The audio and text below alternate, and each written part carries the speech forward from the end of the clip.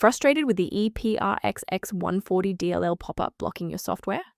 I'm Sophie Chen, a Windows support engineer, and I'll walk you through the diagnostic repair to get things running smoothly again. This DLL file is a versioned helper library for reporting modules, often associated with the third-party application suite version 14.0.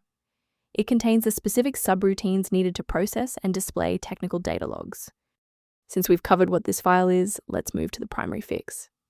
A damaged or incomplete Epson Printer Driver installation can cause this error. Reinstall the latest official version of Epson Printer Driver to restore required files such as the Eprxx140.dll.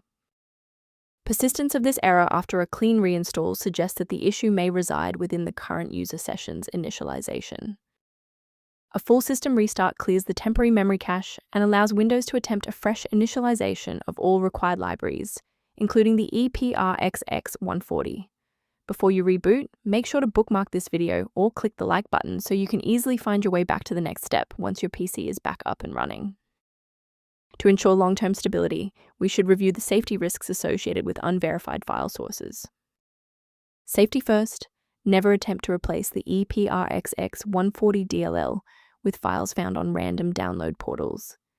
These sites lack quality control and often distribute files that are incompatible with modern Windows updates.